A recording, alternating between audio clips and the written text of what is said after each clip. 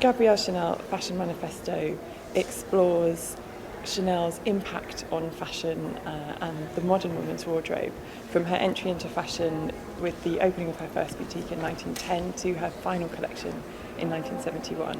So the exhibition maps out the defining elements of her unique fashion vision that continue to influence the way we dress today.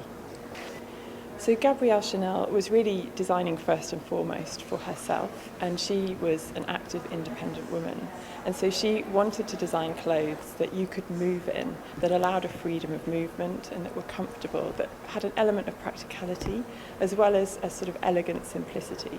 And we see that in her designs from the 1920s, but equally in her designs of the 50s and 60s. And she became really associated with the tweed suit for women in the second half of her career after her comeback in 1954, where we see the sort of classic Chanel suit as we know it today.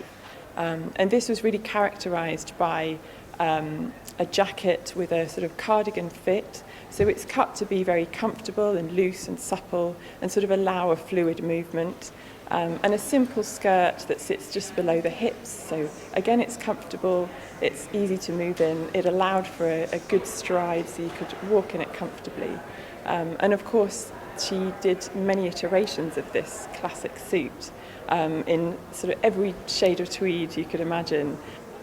So we have a section of the exhibition that really indulges in Gabrielle Chanel's evening wear of the 20s and 30s, and where we look at where she takes her sort of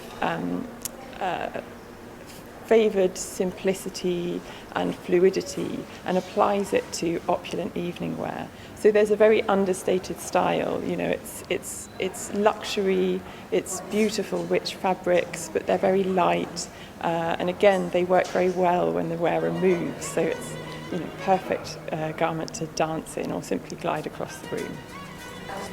I think one of the key influences that Gabrielle Chanel has had on the way we dress today is a sense of adaptability and sort of practicality. So the need for clothes to be fashionable and elegant and fabulous, but also serve the wearer and to have the wearer in mind when you're designing, which is how she designed clothes. She was constantly thinking about movement and being comfortable and being able to enjoy wearing your clothes.